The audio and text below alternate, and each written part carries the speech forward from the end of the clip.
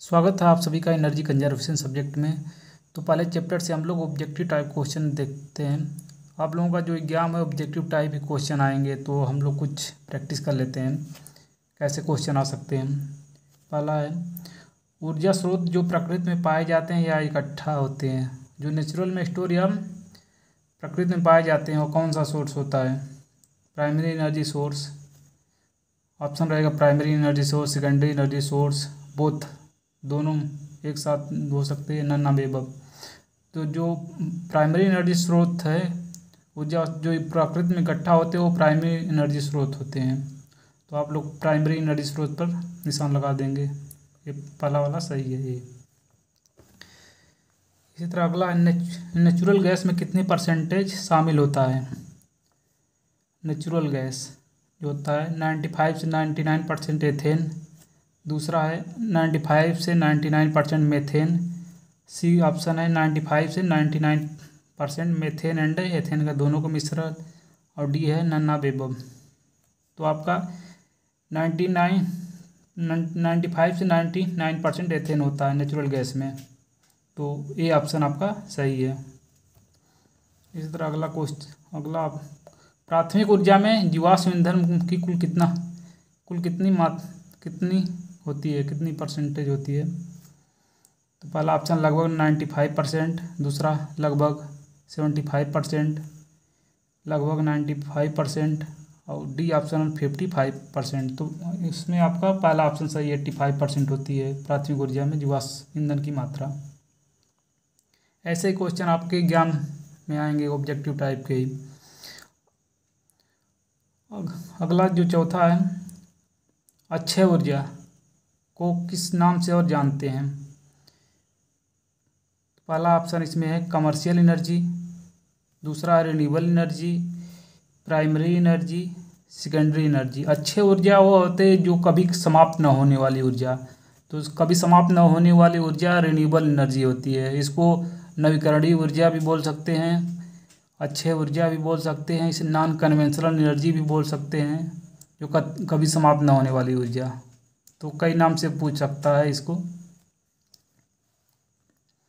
अगला क्वेश्चन है, निम्न में से कौन सा नवीकरणीय ऊर्जा की श्रेणी में नहीं आते हैं?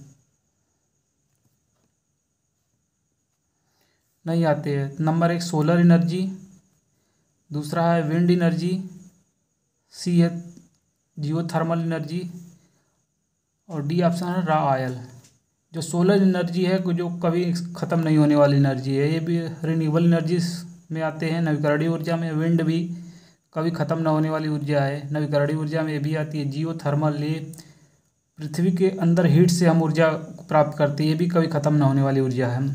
और डी है रॉ ऑयल, कच्चा तेल, ये एक न एक दिन ख़त्म हो जाएगा। तो ये ऑप्शन आपका सही है। क्वेश्चन को आप ध्यान से देखकर करेंगे आप लोग। अगला क्वेश्चन है, वह ऊर्जा स्रोत जो ख़त्म नहीं होगा, वह ऊर्जा स्रोत जो कभी ख़त्म नहीं होगा। तो आपका ऑप्शन है प्राइमरी एनर्जी स्रोत, प्राथमिक ऊर्जा, बी सेकेंडरी ऊर्जा को द्वितीयक ऊर्जा के नाम से जानते हैं, रिन्यूएबल को नवीकरणीय ऊर्जा के नाम से जानते हैं, कमर्शियल मतलब वाणिज्यिक ऊर्जा। तो वह जो कभी ख़त्म नहीं होगा उसको रिन्यूएबल एनर्जी सोर्स कहते हैं। अगला क्वेश्चन देखते हैं हम लोग, निम्न में से कौन सा प्राथमिक ऊर्जा स्रोत नहीं है?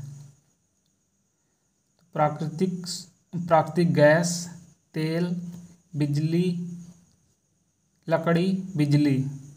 प्राथमिक ऊर्जा स्रोत वो होते हैं जो प्रकृति में पाए जाते हैं या इकट्ठा होते हैं। तो नेचुरल गैस भी आएगा प्राथमिक में, लकड़ी भी, तेल भी। बिजली है सेकेंडरी एनर्जी में आता है, इसको डायरेक्ट हम प्राप्त नहीं करते हैं। तो ये आपका सी ऑप्शन सही है, डी ऑप्शन होगा,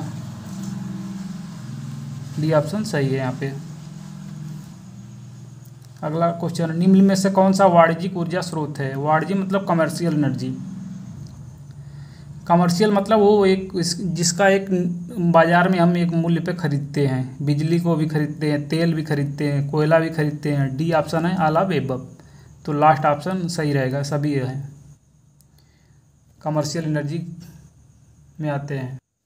अगला क्वेश्चन है 1 unit of electricity is equal to कितने कैलोरी हीट, एक यूनिट इलेक्ट्रिसिटी में कितनी कैलोरी हीट उत्पन्न हो सकती है। तो पहला ऑप्शन 800, 860, सी ऑप्शन 400, 680। तो एक unit of electricity is equal to 860 kilo calorie heat उत्पन्न करती है।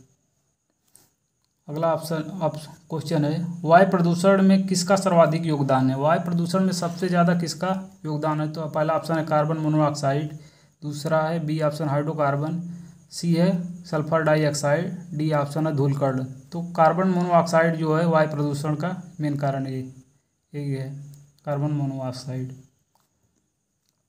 अगला क्वेश्चन आपका है भारत में बिजली के लिए वर्तमान प्रतिशत की मांग में कितने % की कमी है।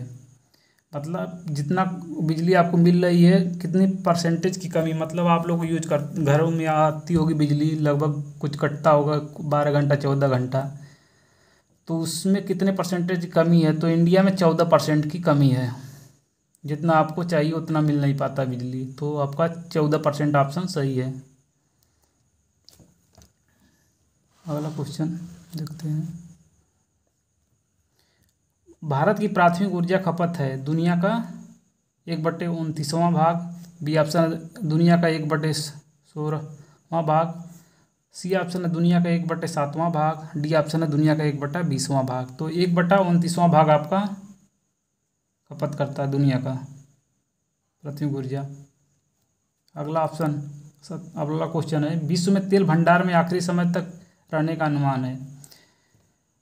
विश्व में तेल भंडार के आखिरी समय तक रहने का अनुमान है 45 वर्ष, 60 वर्ष, 200 वर्ष, 75 वर्ष। तो अनुमान लगाया गया है 45 साल बाद आपका तेल खत्म हो जाएगा।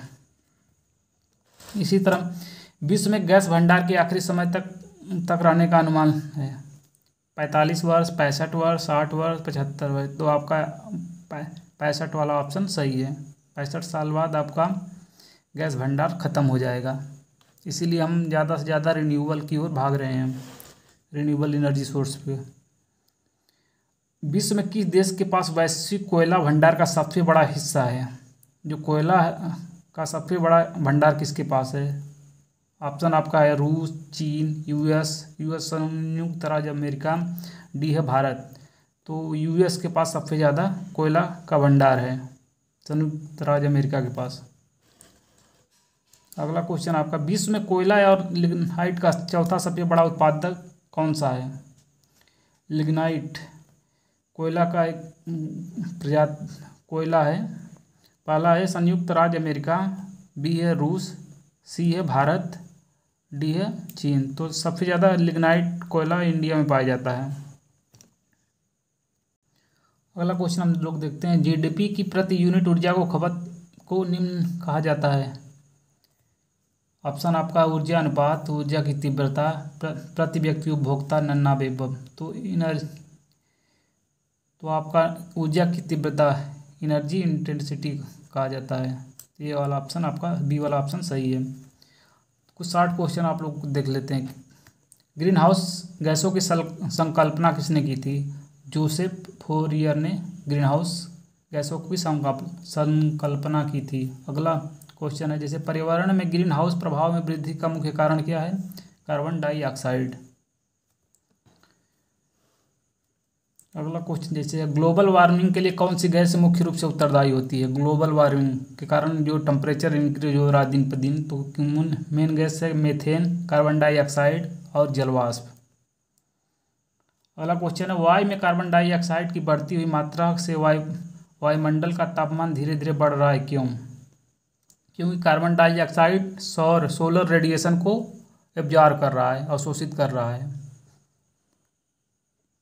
अगला क्वेश्चन देख लीजिए ग्लोबल वार्मिंग शब्द का प्रयोग किस वैज्ञानिक ने सर्वप्रथम किया था। तो प्लेस गोएकर एक साइंटिस्ट थे, उन्होंने सबसे